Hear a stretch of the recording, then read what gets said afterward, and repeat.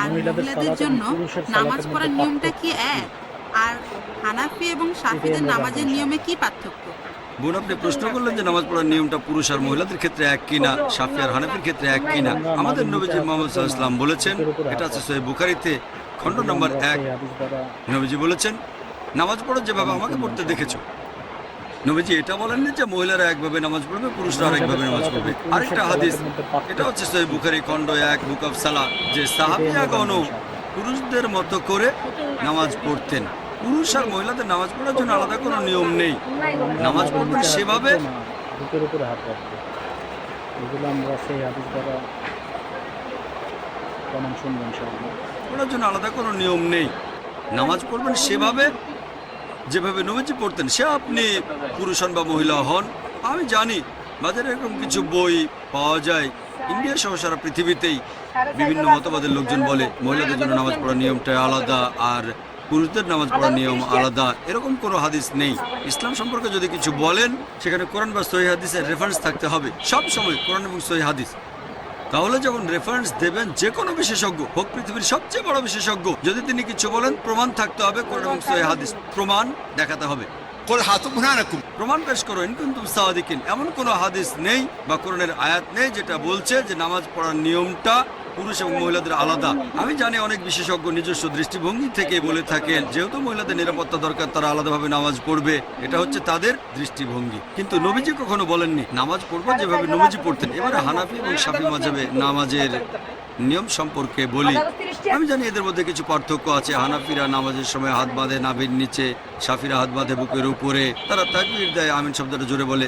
এখানেও আগের উত্তরটাই। সহিহ বুখারী, নবীজি বলেছেন খণ্ড নম্বর 1 বুক অফ সালাহ, নামাজ পড়ো যেভাবে আমাকে পড়তে দেখেছো।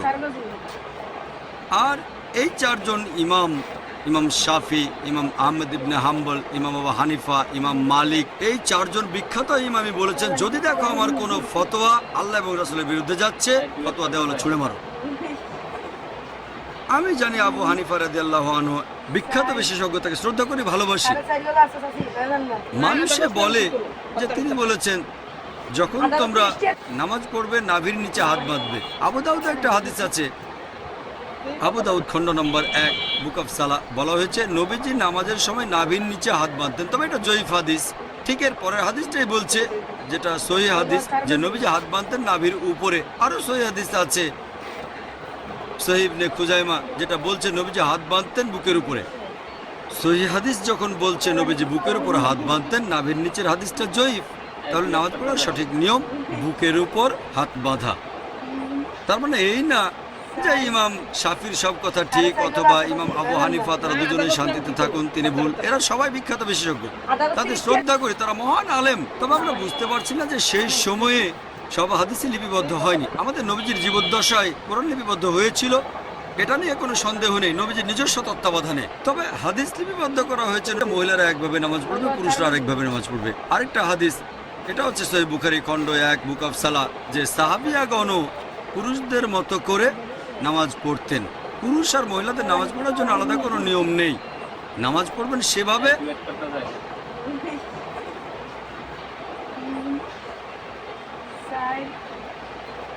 পড়ার জন্য আলাদা কোনো নিয়ম নেই। নামাজ পড়বেন সেভাবে যেভাবে নবীজি পড়তেন, সে আপনি পুরুষ হন বা মহিলা হন। আমি জানি বাজারে এরকম কিছু বই পাওয়া যায়, ইন্ডিয়া সহ সারা পৃথিবীতেই বিভিন্ন মতবাদের লোকজন বলে মহিলাদের জন্য নামাজ পড়ার নিয়মটা আলাদা আর পুরুষদের নামাজ পড়ার নিয়ম আলাদা। এরকম কোনো হাদিস নেই। ইসলাম সম্পর্কে যদি কিছু বলেন, সেখানে কোরআন বা সহিহ হাদিসের রেফারেন্স থাকতে হবে। সব সময় কোরআন এবং সহিহ হাদিস। তাহলে যখন রেফারেন্স দেবেন যে কোনো বিশেষজ্ঞ হোক, পৃথিবীর সবচেয়ে বড় বিশেষজ্ঞ, যদি তিনি কিছু বলেন, প্রমাণ থাকতে হবে। কোরআন এবং সহিহ হাদিস প্রমাণ দেখাতে হবে। প্রমাণ পেশ করো ইন কুনতুম সাদিকিন। এমন কোনো হাদিস নেই বা কোরআনের আয়াত নেই যেটা বলছে যে নামাজ পড়ার নিয়মটা পুরুষ এবং মহিলাদের আলাদা। আমি জানি অনেক বিশেষজ্ঞ নিজস্ব দৃষ্টিভঙ্গি থেকে বলে থাকেন, যেহেতু মহিলাদের নিরাপত্তা দরকার, তারা আলাদাভাবে নামাজ পড়বে। এটা হচ্ছে তাদের দৃষ্টিভঙ্গি। কিন্তু নবীজি কখনো বলেননি নামাজ পড়বো যেভাবে নবীজি পড়তেন। এবারে হানাফি এবং শাফি মাযহাবে নামাজের নিয়ম সম্পর্কে বলি। আমি জানি এদের মধ্যে কিছু পার্থক্য আছে। হানাফিরা নামাজের সময় হাত বাঁধে নাভির নিচে, শাফিরা হাত বাঁধে বুকের উপরে, তারা তাকবীর দেয়, আমিন শব্দটা জোরে বলে। এখানেও আগের উত্তরটাই। সহিহ বুখারী, নবীজি বলেছেন খণ্ড নম্বর 1 বুক অফ সালাহ, নামাজ পড়ো যেভাবে আমাকে পড়তে দেখেছো। আর এই চারজন ইমাম, ইমাম শাফি, ইমাম আহমেদ ইবনে হাম্বল, ইমাম আবু হানিফা, ইমাম মালিক, এই চারজন বিখ্যাত ইমামই বলেছেন যদি দেখো আমার কোনো ফতোয়া আল্লাহ এবং রাসূলের বিরুদ্ধে যাচ্ছে, ফতোয়া দেওয়ালে ছুঁড়ে মারো। আমি জানি আবু হানিফা রাদিয়াল্লাহু আনহু বিখ্যাত বিশেষজ্ঞ, তাকে শ্রদ্ধা করি, ভালোবাসি। মানুষে বলে যে তিনি বলেছেন যখন তোমরা নামাজ পড়বে নাভির নিচে হাত বাঁধবে। আবু দাউদে একটা হাদিস আছে, আবু দাউদ খণ্ড নম্বর 1 বুক অফ সালা বলা হয়েছে নবীজি নামাজের সময় নাভির নিচে হাত বাঁধতেন। তবে এটা জয়ীফ হাদিস। ঠিক এর পরের হাদিসটাই বলছে, যেটা সহিহ হাদিস, যে নবীজি হাত বাঁধতেন নাভির উপরে। আরও সহিহ হাদিস আছে সহিহ ইবনে খুজাইমা, যেটা বলছে নবীজি হাত বাঁধতেন বুকের উপরে। সহিহ হাদিস যখন বলছে নবীজি বুকের উপর হাত বাঁধতেন, নাভির নিচের হাদিসটা জয়ীফ। তাহলে নামাজ পড়ার সঠিক নিয়ম বুকের উপর হাত বাঁধা। তার মানে এই না যে ইমাম শাফির সব কথা ঠিক অথবা ইমাম আবু হানিফা তারা দুজনেই শান্তিতে থাকুন, তিনি ভুল। এরা সবাই বিখ্যাত বিশেষজ্ঞ, তাদের শ্রদ্ধা করি, তারা মহান আলেম। তবে আমরা বুঝতে পারছি না যে সেই সময়ে সব হাদিসই লিপিবদ্ধ হয়নি। আমাদের নবীজির জীবদ্দশায় কোরআন লিপিবদ্ধ হয়েছিল, এটা নিয়ে কোনো সন্দেহ নেই, নবীজির নিজস্ব তত্ত্বাবধানে। তবে হাদিস লিপিবদ্ধ করা হয়েছে নবীজির ইন্তেকালের 50 বছর পর, 100 বছর পর বা 150 বছর পরে। এই বিশেষজ্ঞগণ অনেক আগে এসেছেন। আর যেহেতু তাদের কাছে সবগুলো সহিহ হাদিস ছিল না, তারা তখন যে ফতোয়া দিয়েছেন সেগুলো তাদের তখনকার জ্ঞানের ভিত্তিতে। আমি বলবো না ইমাম আবু হানিফা রাদিয়াল্লাহু আনহু ভুল করেছেন, আমি বলবো এই সহিহ হাদিসটা ওনার কাছে পৌঁছায়নি। হতে পারে যে জয়ীফ হাদিসটা তার কাছে পৌঁছেছিল আর সেজন্য তিনি বলেছেন হাত বাঁধবে নাভির নিচে। সহিহ হাদিস হয়তো ইমাম শাফির কাছে পৌঁছেছিল, তিনি বললেন হাত বাঁধবে বুকের উপরে। আবারও সহিহ বুখারী বলছে খণ্ড নম্বর 1 বুক অফ সালাহ যে তাকবীর দিতে হবে। তাকবীর নবীজি বলেছেন, এমন না যে ইমাম শাফি বলেছেন তাই আমি এটা মেনে চলছি, কারণ আমার নবীজি বলেছেন। তারপর অজুর বেলায় কোরআনে একটা আয়াত আছে সূরা মাইদা অধ্যায় নম্বর 5, বলা হয়েছে কোনো মহিলাকে স্পর্শ করলে অজু ভেঙে যায়। আরবি শব্দটা মাসা, মূল শব্দ লামাসা, মানে স্পর্শ করা। ইমাম শাফি রাদিয়াল্লাহু আনহুর মতে তিনি বলেছেন কোনো মহিলাকে স্পর্শ করলে অজু ভেঙে যায়। ইমাম আবু হানিফা বলেছেন যদি কোনো মহিলাকে স্পর্শ করে কোনো পুরুষ অজু অবস্থায় তাহলে অজু ভাঙে না। এখন কোরআনে আরবি শব্দটা হচ্ছে লামাসা, মহিলাকে স্পর্শ করলে অজু ভেঙে যায়। তবে মাসা শব্দটার অর্থ দুটো, একটা হচ্ছে সহবাস করা, আরেকটা হচ্ছে স্পর্শ করা। ইমাম শাফি রাদিয়াল্লাহু আনহু তিনি বলেছেন এটা স্পর্শ করা।